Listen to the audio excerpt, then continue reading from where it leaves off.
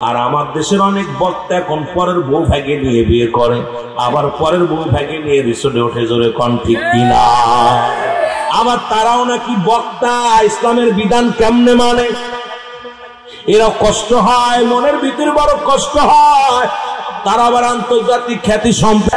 মুসলমান শুনে নাও, সাহাবীরা শুধু এক পলক দেখার কারণে ভয়ে কাঁদতেছিল যে আল্লাহ আমি বেগানা নারী দেখে ফেলেছি, আর আমরা পরের বউ নিয়ে ঘর সংসার করতেছি। পরের মুসলমান শোনো, কত অন্যায় কত অপরাধ করি রে মুসলমান। রব্বে কারীম যদি ক্ষমা না করে বাঁচার কোনো পথ নাই, জোরে বলেন ঠিক কিনা। ও যুবক ভাইরা, আমার বন্ধুরা, আমার দিলের কান্না লাগা শোনো। তোমার ফারুক ডাকতে বলে সালাবারে, আমার নবী তো তোমার বিপক্ষে কোনো কথা বলে না, এমনকি তোমার বিপক্ষে কোনো আয়াত নাযিল হয় নাই, তোমার বিষয় নিয়ে কোনো আলোচনা হয় না। সালাবা জলদি চলো, নবী তোমার জন্য অপেক্ষা করে, জোরে বলেন না মারহাবা। সালাবা রাদিয়াল্লাহু তাআলা হাঁটতে পারে না, দুই সাহাবীর ঘাড়ে ভর দিয়ে দিয়ে আস্তে আস্তে করে নেমে আসলেন।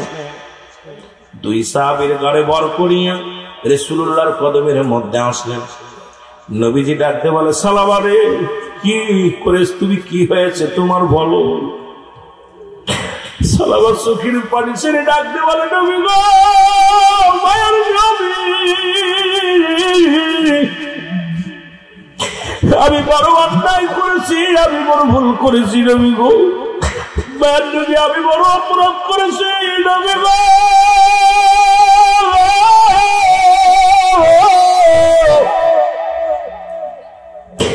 আমার এই ভুল যদি রব্বে কারীম ক্ষমা না করে, আমি আসরের ময়দানে কি জবাব দিব।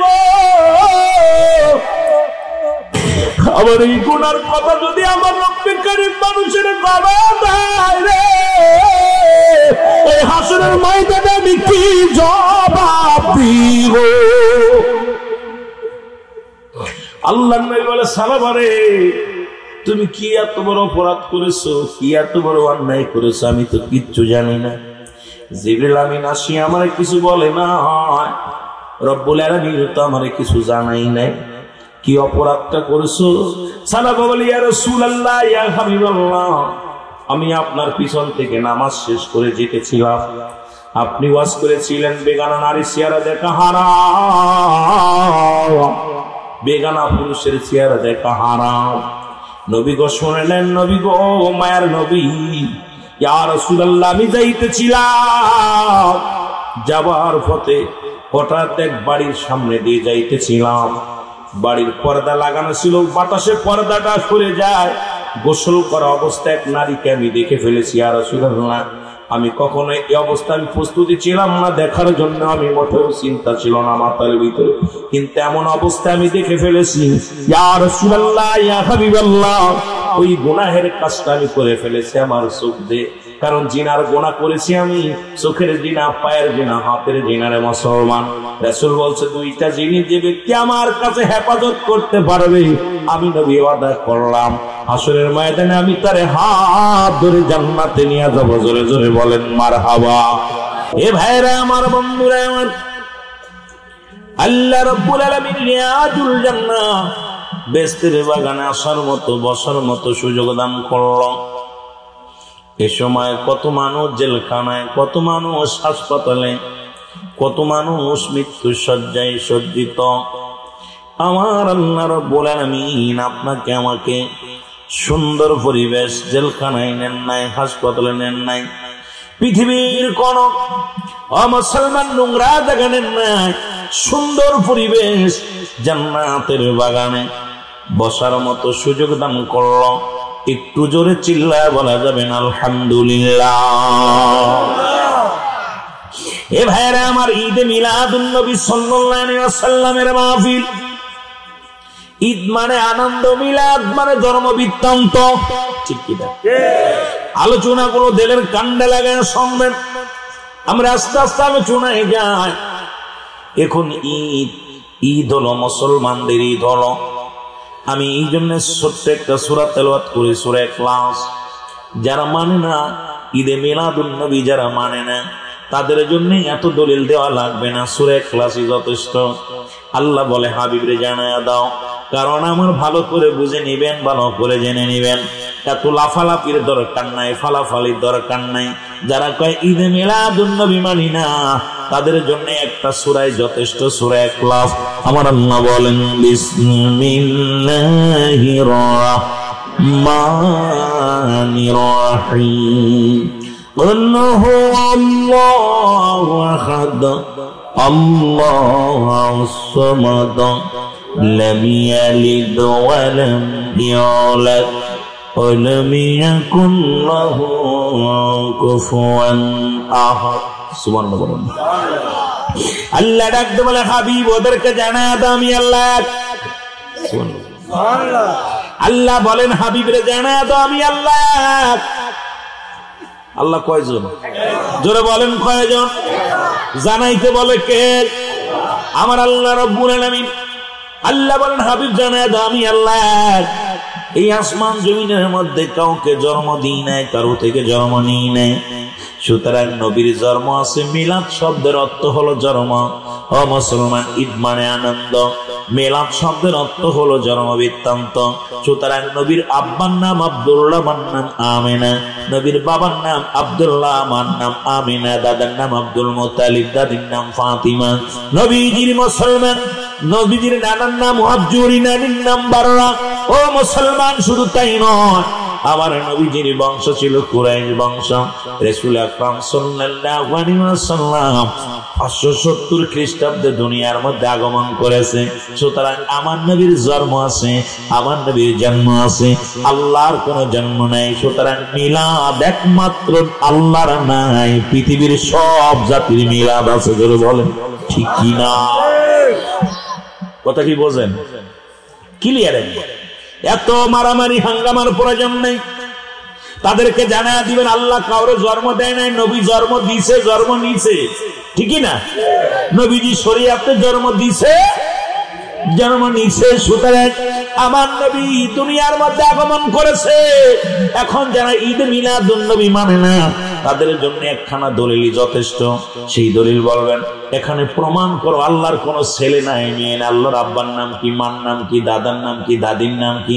আল্লাহ পাক কবে আসছে দুনিয়ার মধ্যে একবার জানায়া দাও। কিন্তু রাহমাতুল লিল আলামিন ঈদে মিলাদুন নবী আমরা পালন করি। নবী 570 খ্রিস্টাব্দে দুনিয়ার মধ্যে আগমন করেছে। বাবার নাম ছিল আব্দুল্লাহ, মার নাম ছিল আমিনা, দাদির নাম ছিল, দাদার নাম ছিল, দাদির নাম ছিল, দাদার নাম ছিল আব্দুল মুত্তালিব, দাদির নাম ছিল ফাতিমা, নানার নাম ছিল হাবজুরি, নানির নাম ছিল বাররা। এ মুসলমান শুনে নাও, শুনে নাও, এইগুলো আমার আল্লাহর পরিচয়টা তুমি দিয়ে দাও। আল্লাহ কয় হাবিবে জানিয়ে দাও, কাউরে জন্ম দিই নাই, কারো থেকে জন্ম নিই নাই। আসমান জমিনের মধ্যে আমার সমতুল্য সমকক্ষ আর কেউ নয়। সারা পৃথিবীর সমস্ত জাতিগুলো আমার মুখাফেকি, আমি কারোর মুখাফেকি নাই। যারা বলেন ঠিক কিনা? নবী লাগবে কবরে, নবী লাগবে মিজানে, নবী লাগবে ফুলসিরাতে গো, নবী লাগবে আমার কিয়ামতের ময়দানে। নবী বিনে কোনো বান্ধব নাই, নবী বিনে কোনো দরদি নাই, নবী বিনে কোনো গতি নাই।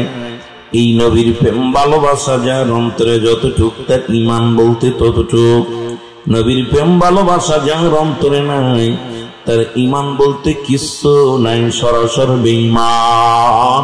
জোরে জোরে চিল্লায় বলেন ঠিক কিনা? এই জন্য আমার আগের বক্তা আলোচনা করে গেছেন, বায়ানাত উত্তম ব্যবহার, উত্তম আখলাক, উত্তম চরিত্র দিয়েছিল নবীরে। সুবহানাল্লাহ। যার গুণাবলী নিয়ে আলোচনা করলেন, মুসলমান শুনে নাও। সেই নবীর প্রেম ভালোবাসা আমাদের অর্জন করার দরকার আছে কিনা? যদি চিল্লায় বলেন আছে কিনা? ও বাজানেরা, সেই নবী তো আর কিয়ামত পর্যন্ত আর কোন নবী আসবে না। কিয়ামত পর্যন্ত তওবার দরজা খোলা।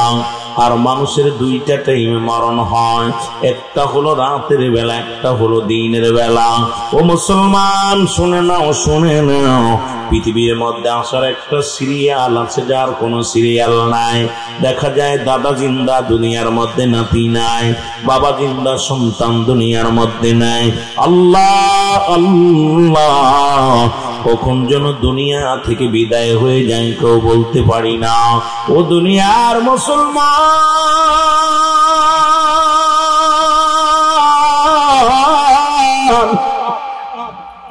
আমি বলতেছিলাম মানুষের মৃত্যু হয় দুইটা টাইমে গো, একটা হলো রাতের বেলা, একটা হলো দিনের বেলা। ও মুসলমান, দিন শুরু করেছি মৃত্যুবরণ করি নাই, রাত শুরু করেছি এখনো মৃত্যুবরণ করি নাই, রাত শেষ করতে পারবো কেউ বলতে পারি না। মুসলমান ঠিক কিনা? মুসলমান কেউ বলতে পারি না যে রাত শুরু করেছি রাত শেষ করতে পারবো, কেউ বলতে পারি না। এই জন্য আমি আপনাদেরকে বলে যাই দুইটা টাইমে মরণ হয়। এই জান্নাতের বাগানে বসতে পেরে আমরা বড় ধন্য।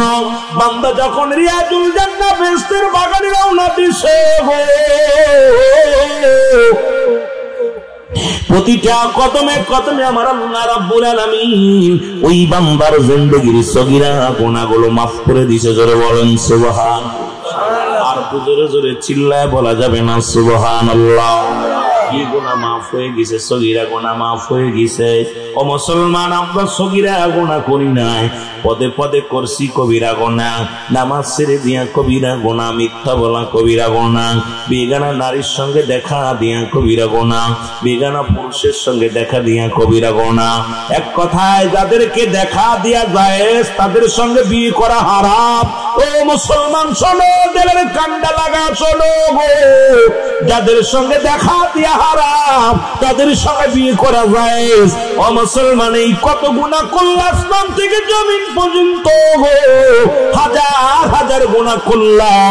আল্লামা খুদবি রাহমাতুল্লাহ বয়ান করে, দুনিয়ার মানুষ শোনো, এত গুনাহ করার পর বান্দা যখন জান্নাতের বাগান খানা করে ধরে, খাস তওবা করে আল্লাহ বলে ডাক দেয়। কারণ কিয়ামত পর্যন্ত নবীরা আর আইতো না, কিয়ামত পর্যন্ত তওবার দরজা খোলা। এই জন্য মুসলমান শুনে নাও, শুনে নাও, বান্দা যখন কবরের ভয়, জাহান্নামের ভয়, খাস তওবা করে আল্লাহ বলে ডাক দেয় গো।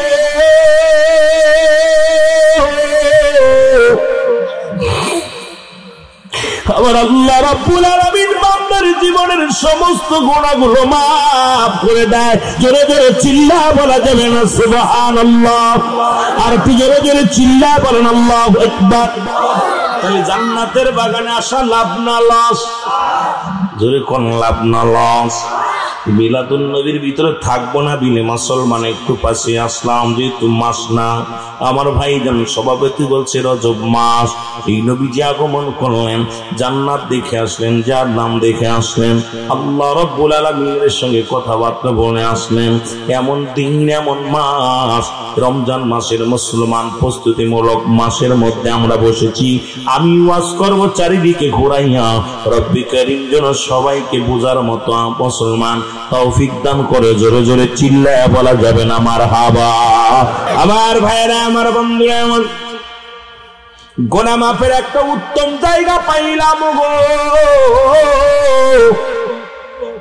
এখন আমি বলতেছিলাম দুইটা টাইমে মানুষের মরণ হয় গো, একটা হলো রাতের বেলা, একটা হলো দিনের বেলা। দিন শুরু করেছে আমার আল্লাহ নামাজ দিয়া গো। দিনের শুরু হলো মুসলমান ফজর, 2 রাকাত সুন্নাত নামাজ তুমি আদায় করলা, সঙ্গে সঙ্গে তুমি হয়ে গেলে আমার নবীজির প্রেমিক। আরো জোরে বলেন না সুবহানাল্লাহ। কি বড় 2 রাকাত ফরজ নামাজ তুমি আদায় করলা, সঙ্গে সঙ্গে তুমি হয়ে গেলে আমার আল্লাহর গোলাম। যদি তোমার দিনের মধ্যে মরণ হয়, তোমার মরণটা হবে আমার নবীর প্রেমিক আল্লাহর গোলাম। আজকে মুসলমান কেন আজকে নবীর তরিকার মধ্যে নাই? আল্লাহর গোলামি করতে কেন কষ্ট হয়? দুইটা কায়দা, একটা হলো ঈমান, একটা হলো আমল। আমি পিরাইতে আলোচনার মধ্যে বলি, ব্যক্তির জীবনে অমূল্য সম্পদের নাম হলো রূহ।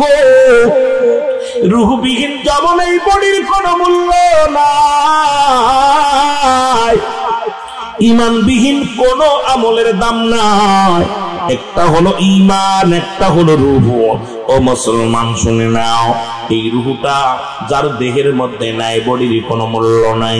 কত মানুষ এই জমিনের মধ্যে ছিল, তারাও তো আপনাদের মতো সংসার জীবন করেছিল, কিন্তু বাতাসটা বাইর হওয়ার কারণে এই বডির কোনো মূল্য নাই।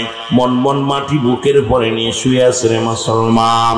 এই জন্য মুসলমান, ব্যক্তির জীবনের অমূল্য সম্পদের নাম হলো রূহ, মানব জীবনের অমূল্য সম্পদের নাম হলো ঈমান। জোরে জোরে চিল্লায়া বলা যাবে না আল্লাহু আকবার। ব্যক্তির জীবন অমূল্য সম্পদের নাম কি? রূহ। দেখতে শুনতে ভালো, হাত আছে, পা আছে, সব ঠিক আছে, ভিতর থেকে প্রাণ পাখি উড়ে গেছে, ওই বডিটার দাম আছে? সঙ্গে সঙ্গে হবে মায়ের, কবে কি বলবে? মুর্দা। ঠিক কিনা? মারা গেছে। তদ্রূপ মুসলমান শোনে না, পৃথিবীর মধ্যে দাড়ি, টুপি, জুব্বা, পাগড়ি সব ঠিক আছে, ঈমান নাই। ও যুবক, মানব জীবন অমূল্য সম্পদের নাম হলো ঈমান। ঈমানবিহীন কোন আমলের দাম নাই। ঈমান যদি না থাকে, নামাজ পড়তে হলো অজু হলো শর্ত, বিনা অজুতে নামাজ পড়া হারাম। এখন অজু করেছো, নামাজ পড়ো, তদ্রুপ ঈমান আনছো, আমল করো। আমল করার আগে হলো ঈমান আনতে হবে।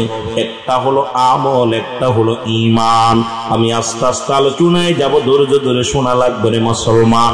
একটা হলো আমল, একটা হলো ঈমান। নামাজ পড়েছি, এটার নাম আমল। রোজা রাখছি, এটার নাম আমল। যাকাত দিছি, এটার নাম আমল। কুরবানি করেছি, এটার নাম আমল। ঈমান হলো নবী মুহাম্মদুর রাসূলুল্লাহ সাল্লাল্লাহু আলাইহি ওয়াসাল্লাম। আর হাজার, চট্টগ্রামে হাজার হাজার আলেম আছে যাদের ভিতরে আমল আছে, ঈমান নাই। আছে না? আছে।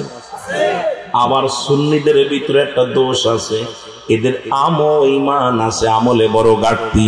আমি বলবো বাবা, দাড়ির মধ্যে খুঁট দেওয়া যাবে না, নামাজ ছাড়া যাবে না, মিথ্যা বলা যাবে না, চগলখড়ি করা যাবে না, শরিয়াতের কোনো কাজ শরিয়াতের কোনো মুসলমান শরিয়াত কর খেলাফ করা যাবে না। কারণ আপনার আমলের ঘাটতি। যদি আপনারা আমল করতে পারেন, দুনিয়া আখিরাত দুইটা জায়গায় আপনারা সবচেয়ে উচ্চ মাকাম পাবেন। জোরে বলেন ঠিক কিনা?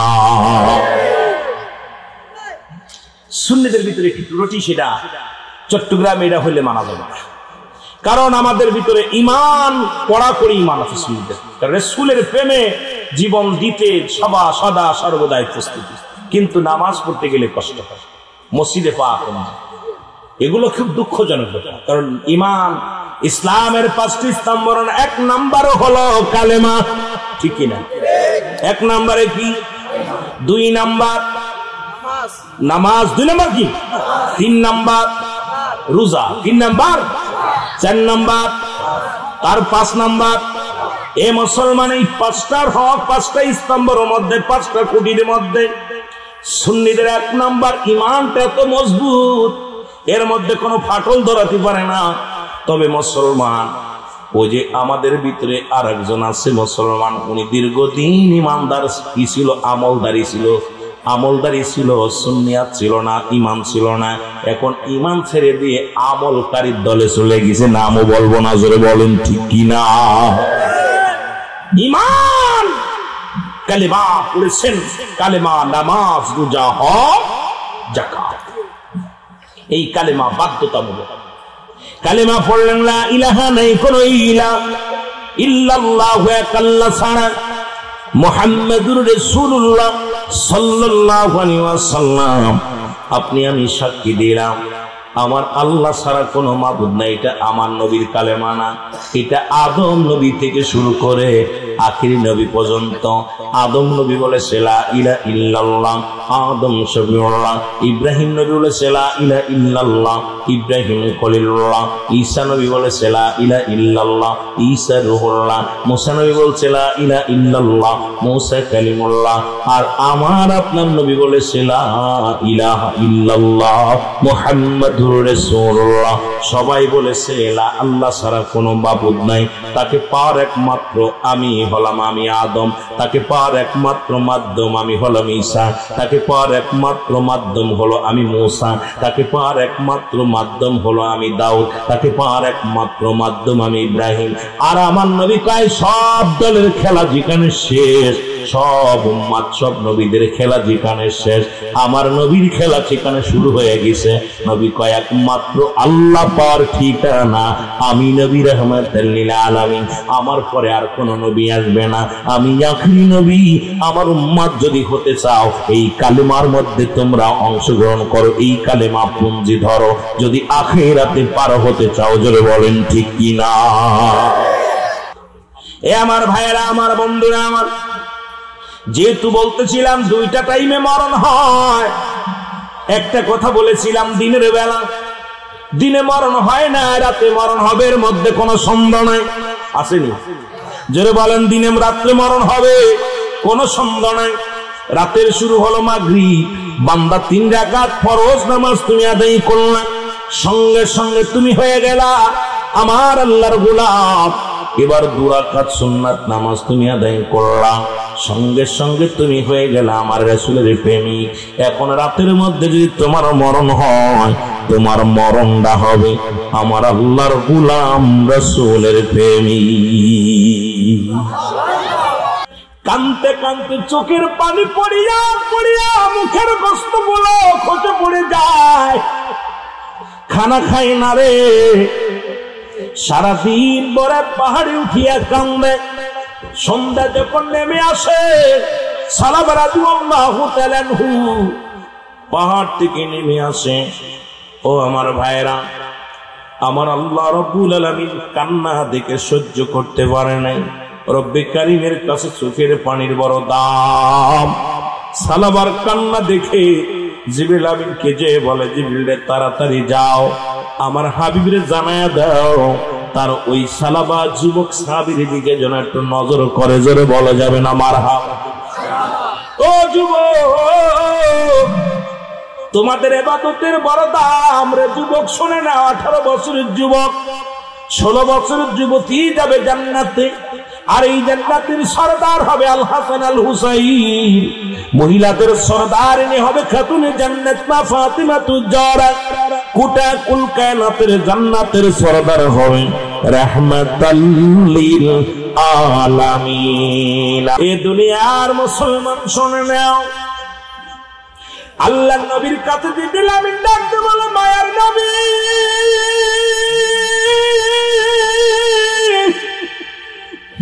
তার নবী গো, মায়ের নবী শোনেন গো, আপনার যুবক সাহাবী একটু দয়া করে সালাবার দিকে একটু লক্ষ্য করেন নবী গো। নবীজি নামাজের সালাম ফিরে সাহাবীদেরকে বলে, আমার সাহাবীরা রে, আমি দেখতেছি কিছুদিন হলো আমার সালাবার চেহারা দেখতে পাই না, আমার সালাবার কোনো খোঁজ পাই না। তোমরা বলতে পারোনি আমার সালাবার খবর জানোনি? সাহাবীরা বলে, ইয়া রাসূলুল্লাহ, ইয়া হাবিবাল্লাহ, আমরাও তো অনেকদিন যাবত সালাবারে দেখি না, কোথায় গেছে ও জানি না। আমার নবী কয়, খবর নাও, তার বাড়িতে খবর নাও। রাসূলুল্লাহ সাহাবীরা রওনা হয়ে গেলেন, সালাবার বাড়িতে খবর নিতে গেলেন।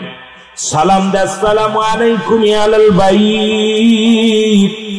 ঘরের ভিতর, বাড়ির ভিতর থেকে আওয়াজ, আলাইকুম আসসালাম। বলে, আমরা নবীর সাহাবী আসি, আপনার ছেলে সালাবার খবরের জন্য আসি। সালাবার কোনো খবর জানেননি, কোথায় গেছে? বাবাও পাগল হয়ে যায়, ডাকতে বলে, আমি তো জানি না, আমার সালাবারে আমিও খুঁজে পাই না, সালাবা কোথায় গেছে আমিও জানি না। জোরে বলেন আল্লাহু আকবার। আল্লাহ নবীর কাছে খবর গেল, নবী বলেন, ও আমার সাহাবীরা, কি খবর বলো? বলি ইয়া রাসূলুল্লাহ, ইয়া হাবিবাল্লাহ, আপনার যুবক সাহাবী সালাবার কোনো খবর পাই নাই। নবী বললেন, না জানি, কাফেররা মেরে ফেলেছে, মক্কার কাফেরেরা। মক্কার কাফেররা বড় দুষ্ট, মদিনার কাফেরেরা না জানি আমার আশিকরে মেরে ফেলেছে। তোমরা তাড়াতাড়ি খোঁজ লাগাও, আমার সালাবারে খুঁজে নিয়ে আসো। নবীজি ডাক দিলেন, সাহাবীরা কোথায়? সাহাবীরা শুনে আসলেন। নবীজি বললেন, আমার নবী ডাক দেওয়া আবু বকর রে, আবু বকর শোনো, তুমি যাবা হযরত উসমান গনির সঙ্গে। মুসলমান শুনে নাও, তোমরা দুজন যাবে। নবীজি ডাকলেন, হযরত মুসলমান শুনে নাও, হ্যাঁ মুসলমান শুনে নাও। দ্বিতীয় খলিফা আবু হযরত উমর ফারুক রাদিয়াল্লাহু তাআলা কি ডাকতে বলেন, হে উমর, আমি ঘোষণা করে দিলাম, তুমি যাও শিরে খুদা হযরত আলীকে সঙ্গে নিয়ে দুজন দুজন করে এরকম সবাই রওনা দিয়ে দাও। পাহাড়ের অলি গলির মধ্যে খোঁজো, কোথায় আমার সালাবা, কোথায় আমার সালাবারে খুঁজে দেখো কোন কাফের বন্দী করে রাখছে, না জানি কাফের বেঈমানেরা আমার সালাবাকে মেরে ফেলেছে। তাড়াতাড়ি খবর নাও। রওনা হয়ে গেলেন। মক্কা মদিনার অলি গলির মধ্যে নবীর সাহাবীরে খুঁজতে অন্য হয়ে গেলেন। জোরে বলেন মারহাবা। সাহাবীরা পুরো মক্কা মদিনা অলি গলি ঘুরিয়া রে, কোথাও পাইলেন না সাহাবীর সন্ধান। রাসূলুল্লাহর কাছে ফিরে আসি, আমার নবী গো, ও মায়ের নবী গো, কোথাও সালাবার সন্ধান পাইলাম না, কোথাও তার খবর পাইলাম না।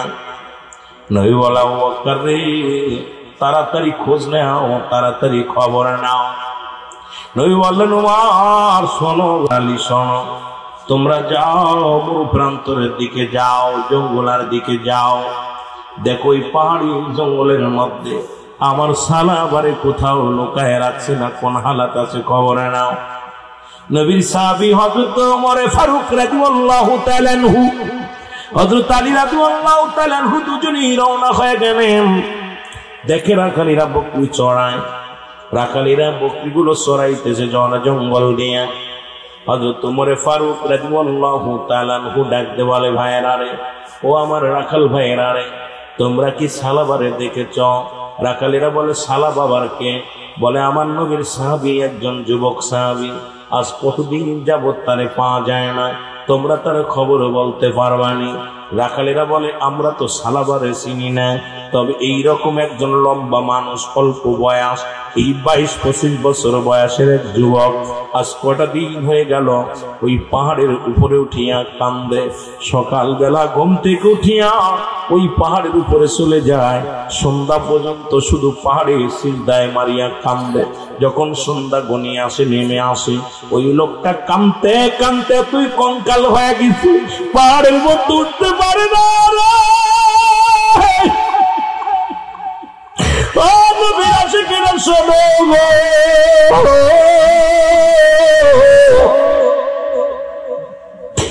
বলে, রাখালেরা রে, আগে বলো খবরটা।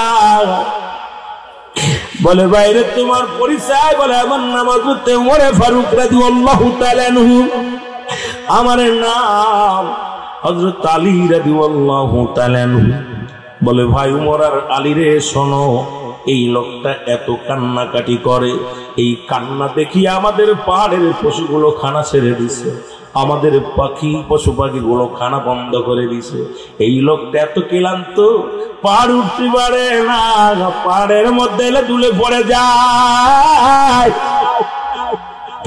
আমরা বকরি দহন করি আনিয়া এই লোকটার এত দিয়েছিলাম রে, এই লোকটা তোদের পেয়ালা হাতের মধ্যে নিয়ে এত জোরে এত ফুপা ফুপাই কাঁদতেছিল গো। ওই যুবকের কান্নার চোখের পানি পড়িয়া রে দুধ আর পানি একাকার হয়ে গেছে। আমরা ওই লোকটার গায়ে বল নাই বলে দুধ দিয়েছিলাম দহন করিয়া, যে দুধটুকু খাওয়ার জন্য গায়ে বল হয়। কিন্তু কি করেছে ওই যুবক, এত চোখের পানি ছেড়ে কাঁদতেছিল, চোখের পানিগুলো দুধের পেয়ালার মধ্যে টপ টপ করে পড়িয়া দুধার পানি একাকার হয়ে গেছে। দুনিয়ার মধ্যে উম্মতের কল্যাণের জন্য সেই নবীর প্রেমের মালা আমরা গলায় পড়তে চাই কি চাই না? নবী বলেন, কি বলেন? উম্মতিরা রে, আমি নবী দুনিয়ার মধ্যে আগমন করেছি আমার উম্মতের কল্যাণের জন্য। উম্মতের মতো ঘর সংসার করলাম, উম্মতের সঙ্গে কথাবার্তা বললাম, উম্মতিরা যেমনি চলছে আমি এমনি চললাম। এই জন্য আমার দেশের অনেক আলেম ওলামা কয় নবী আমগার মতো মানুষ, কারণ নবী উম্মতিরা রে, আমি নবী দুনিয়ার মধ্যে আগমন করেছি, উম্মতের সঙ্গে কথাবার্তা বলতে পেরেছি, আমার উম্মতের জীবন বড় ধন্য। জোরে বলেন সুবহানাল্লাহ। আমার ভাইরা, আমার বন্ধুরা, আমার হযরত ওমর ফারুক ডাকতে বলে, রাখালিরা রে, তাড়াতাড়ি বলো এই পাগলটা কোথায়, ওই পাগলের ঠিকানা কোথায় বলো। রাখালেরা ডাকতে বলে, নবীর সাহাবীরা রে, ওই যে দেখো এই যে বড় পাহাড় দেখা যায়, ওই পাহাড়ের নীলায় বসিয়া বসিয়া এই আসে পাগল কান্দে রে। ওরে কান্নার আওয়াজে আমাদের পাখিগুলো খানা ছেড়ে দিছে, ওরে কান্নার আওয়াজে আমাদের পশুগুলো খানা ছেড়ে দিছে, তাড়াতাড়ি ওকে লয়ে যাও তোমরা, আরে না হলে আমাদের পশুগুলো না খেয়ে মারা যাবে। তাড়াতাড়ি যাও, তাড়াতাড়ি যাও, তাকে জলদি টানতে নিয়ে আসো। জোরে বলো, আর একটু জোরে বলেন আল্লাহ। হযরত ওমর ফারুক রাদিয়াল্লাহু তাআলা আনহু ডাকতে বলে, ভাই আলী রে, নিশ্চিত আমাদের সালাবা হবে। তার গঠন এই রকম, শ্যামলা বর্ণের মানুষটা, লম্বা এই রকম, চেহারা এই রকম। ওরে মুসলমান, রাখালেরা বলার পরে দৌড়ে গেছে হযরত ওমর ফারুক রাদিয়াল্লাহু তাআলা আনহু। যায় দেখলেন নবীর আসে পাহাড়ের উপর বসিয়া কান্দে, আল্লাহ আমি পাপী, আমি বড় গুনাহগার, আল্লাহ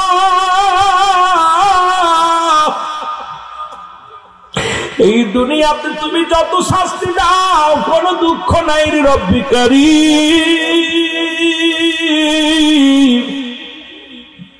ও রব্বি কারীম, ওই হাসরের ময়দানে তুমি আমার লজ্জা দিও না। রাহমাতুল লিল আলামিনের সামনে আমি কেমনে মুখ দেখাবো? আল্লাহ আমার বিষয় কি ফয়সালা হবে এই ভয়ে আমি কান্দি রে আল্লাহ। আল্লাহ আমার বিষয় কি ফয়সালা দিবে রাহমাতুল লিল আলামিন, এই ভয়ের মুসলমান ওজার নাইলে সালাবা রাদিয়াল্লাহু তাআলা কাঁদতে লাগলেন। জোরে বলো আল্লাহু আকবার। আমার ভাইরা, আমার বন্ধুরা, আমার পিছন থেকে সালাবারে ডাকতে দাও। হযরত ওমর ফারুক থেকে বলেন, সালাবারে তুমি এই জঙ্গলে পাহাড়ের উপরে বয়ে বয়ে কাঁদো, তোমার কি হয়েছে? এতদিন তোমাকে আমরা খুঁজে পাই না। নবী বলেন, তোমার জন্য উতাল হয়ে আছে, জলদি চলো। সালাবা ডাকতে বলে, ও নবীর সাহাবীরা রে, আগে বলো আমার রাসূলুল্লাহ তো আমার বিরুদ্ধে কিছু বলছে, আরে আমার জন্য রব্বি কারীম কোন কোরআনের আয়াত নাযিল করেছেনি? জিবরিল আমিন আয়া নবীর কিছু জানাইছেন। হযরত ওমর ফারুক ডাকতে বলে, এ সালাবা, কি অপরাধ তুমি করেছো? কি অন্যায় তুমি করেছো? বলে, আমি জুলুম করেছি, আমি বেগানা নারী চেহারা দেখে ফেলেছি। আজকে তোমরা কত নারী, কত অন্যের বউ, একজনের বউ আর একজন লইয়া যাও, একজনের মায়ের হাত ধরে আর একজন টানাটানি করো।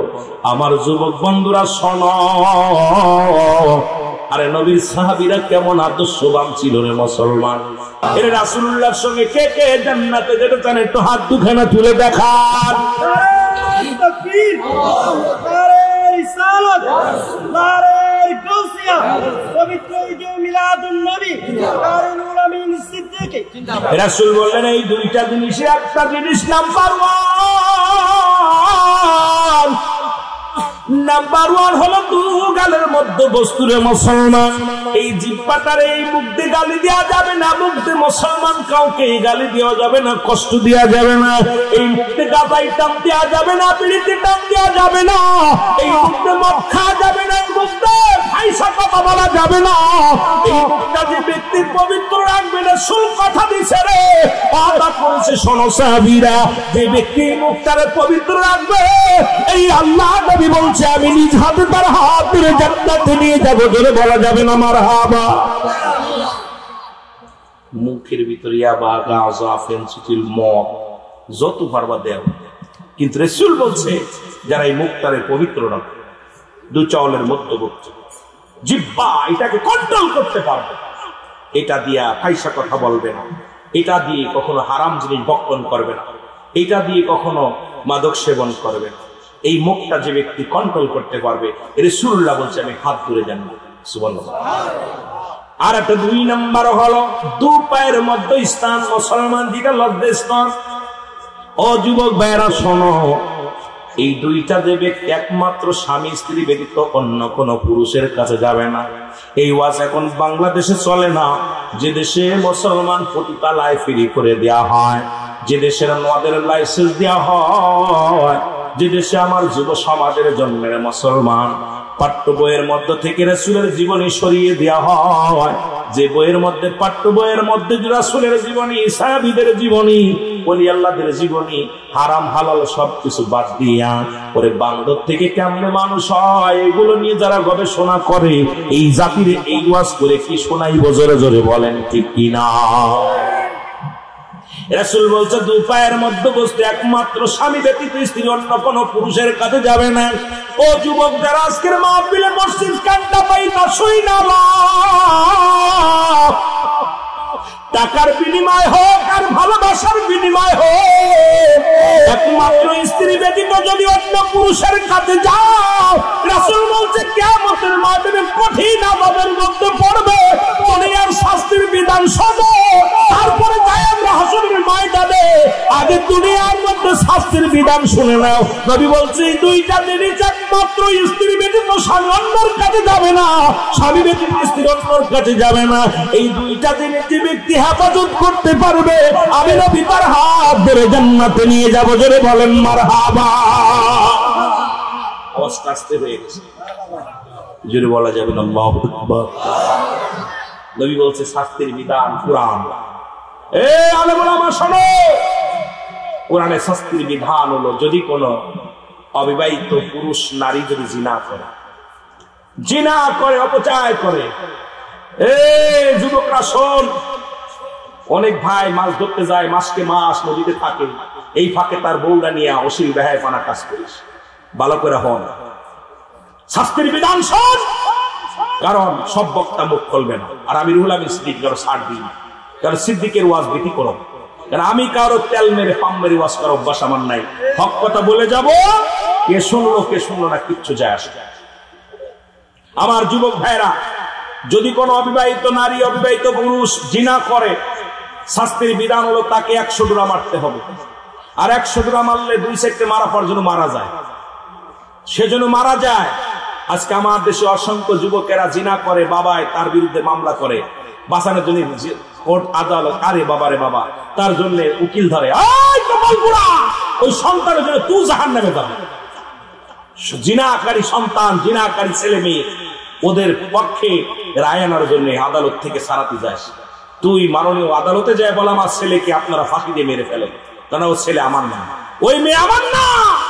ওই জিনাকারী সন্তান আল্লাহ পাক আমানত রাখছে, আপনার সন্তান, খেয়ানত করার অধিকার আপনার নাই। আর সেই জিনাকারীর পক্ষে লাখ লাখ টাকা ব্যয় করবে। কথা বুঝেন, কষ্ট হয়। ওই যে আমাদের এখন ঈদ, আগেই বলছি ঈদ মানে আনন্দ, মিলাদ মানে জন্ম বৃত্তান্ত। ঈদে মিলাদুন নবী মানে শব্দের অর্থ হলো এখন মুসলমানদের ঈদ হলো 5টা, জোরে বলেন মারহাবা। আর একটু জোরে বলেন কয়টা? মুসলমানদের ঈদ হলো 5টা, কয়টা? একটু আরো জোরে বলেন কয়টা? আমরা ঈদে মিলাদুন নবী এক নম্বরে হলো ঈদে মিলাদুন নবী সাল্লাল্লাহু আলাইহি ওয়াসাল্লাম, 2 নম্বরে হলো ঈদুল ফিতর, 3 নম্বরে ঈদুল আযহা, 4 নম্বরে মুসলমান শুনে নাও 4 নম্বরে হলো ইয়ামুল জুম্মা, 5 নম্বরে হলো আরাফাতের ময়দান। এই 5টা ঈদের সর্বশ্রেষ্ঠ ঈদের নাম হলো ঈদে মিলাদুন নবী সাল্লাল্লাহু আলাইহি ওয়াসাল্লাম। জোরে জোরে চিল্লায় বলা যাবে না মারহাবা। একটু মহব্বতের সঙ্গে দুরূদ শরীফ পড়ুন। আল্লাহুম্মা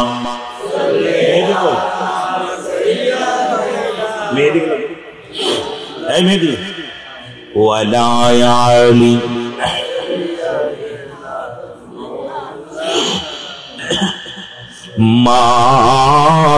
মাদাল্লাহুম্মা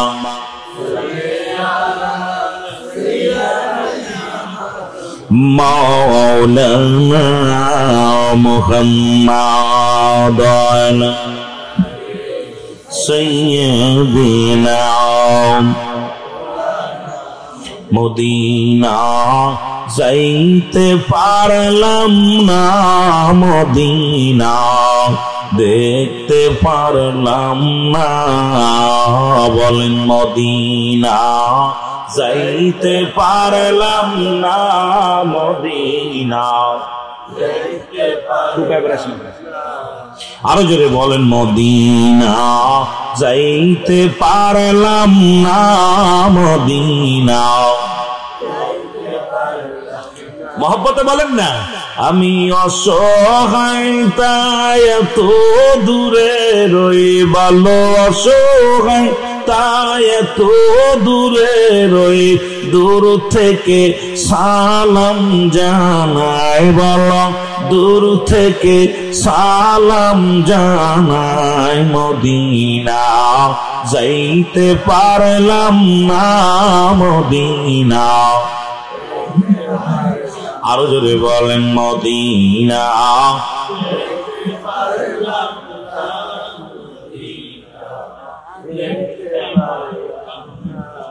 মদিনা যাইতে পারলাম না, মদিনা মদিনার নাম কত মধু,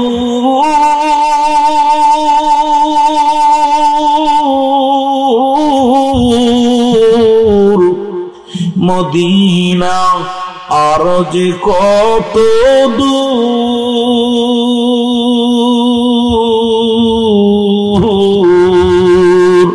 আর ওই মদিনার পথের ধুলি, বলো ওই মদিনার মাখতে পারলাম না, মদিনা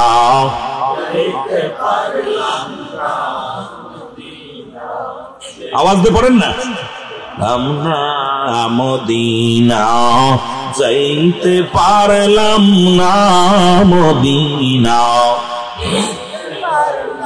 আমি অসহায় তাই এত দূরে রই, বলো অসহায় দূর থেকে সালাম জানাই, বলো দূর থেকে সালাম জানাই, মদিনা মদিনা মদিনার নাম কত সুন্দর,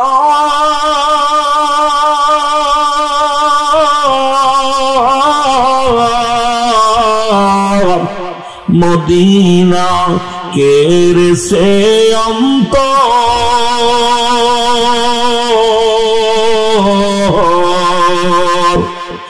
গরিবি দুঃখীর সালাম খানি, গরিবি দুঃখীর পৌঁছাই দিও মদিনায়, বলো পৌঁছাই দিও নাই, মদিনা যাইতে পারলাম না, মদিনা। এই দুনিয়ার মুসলমান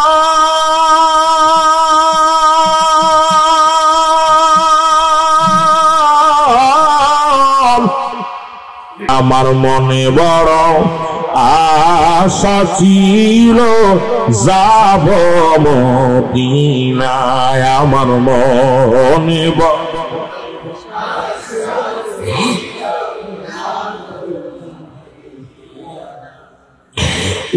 আমার মনে বড় আশা ছিল যাব এর সালাম আমি করব গিয়া, সালাম আমি এর নবীজির রওজায়। আমার মনে বড় আশা ছিল যাব মদিনায়, বলো মনে বড়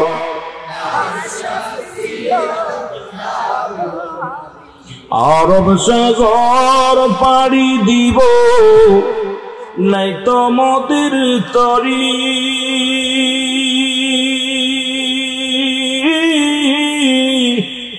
পাখা নাই তো উড়ে যাব ডানাতে ভর করি, উড়ি আশায় আছে সম্বল নাই, আশায় আছে ওরে করি কি উপায়।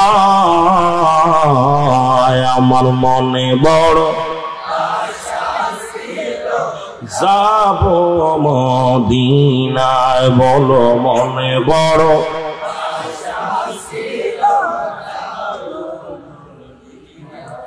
মদিনায় যেতে চান না? আমার দয়াল নবী বিহনে আপন বলতে কেহ নাই জগতে, আমার আপন বলতে জোরে জোরে বলেন আমার দয়াল নবী বিহনে আপন বলতে, ওরে বেবে দেখি আমি সবই মিশে, বেবে দেখি আমি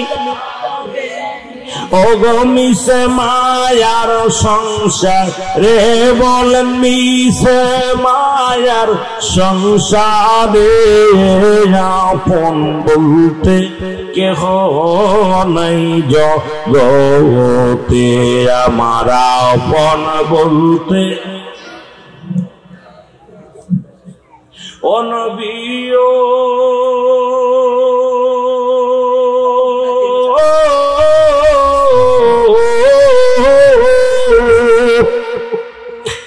আপনার প্রেমে আসে হইয়া দিওয়ানা,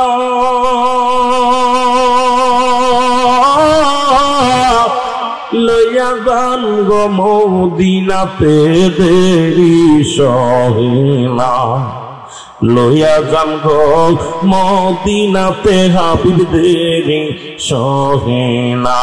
আমার দয়াল নবী বিহনে আমার মায়ার নবী আপন বলতে কেহ নাই জগতে, আমার আপন বলতে বেবে দেখি আমি সবই মিশে, বেবে দেখি আমি অগমিশে মায়ার সংসার রে, বল মিশে মায়ার সংসারে, আপন ওনেন জগতে আমার আপন। এ দুনিয়ার মুসলমান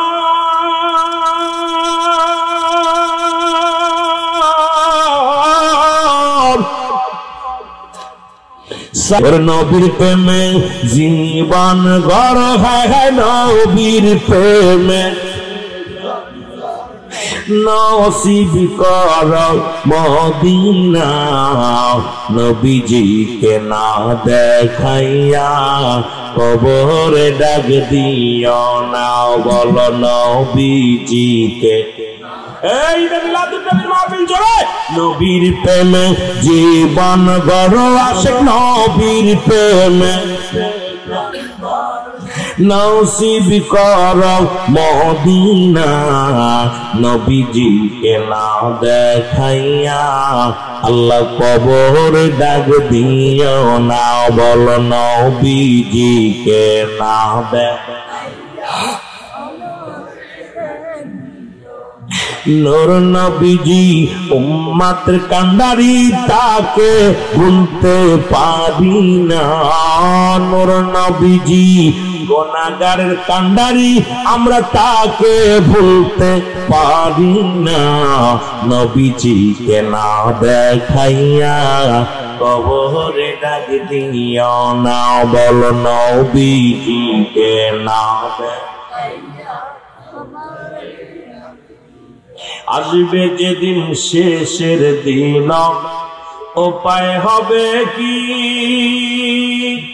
নূর নবীজির দেখলে পারে শান্তি পাব সেই দিন নূর নবীজির দেখলে পারে শান্তি পাব সেই দিন আশিক ভাই নবীর প্রেমে চোখের পানি ফেলো না বলো আশিক তুমি নবীর প্রেমে চোখের পানি ফেলো না নবীজিকে না দেখাইয়া প্রার্থনা করেন না নবীজিকে না দেখাইয়া এর নবীর প্রেমে জীবন গড়ো তোমরা নবীর প্রেমে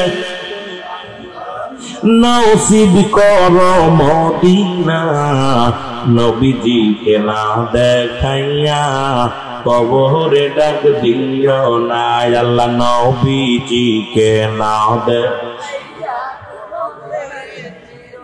চট্টগ্রামের আশিকেরা নবীর প্রেমে দিওয়ানা চট্টগ্রামের আশিকেরা নবীর প্রেমে দিওয়ানা থাকতে যদি না দাও দেখা দিন গেলে কি পাবো না খায়ের থাকতে যদি নাও পাই দেখা দিন ভোরালি পাবো না আমরা নবীর প্রেমে কাঁদি বসে নবীর প্রেমে কাঁদি বসে নবী আমায় ভুল না নবীজিকে না দেখাইয়া কবরে ডাক দিও না বল নবীজিকে না কবরে ডাক দিও না বল নবীর প্রেমে জীবন করো নবীর প্রেমে জীবন করো মদিনা নবীজিকে না দেখাইয়া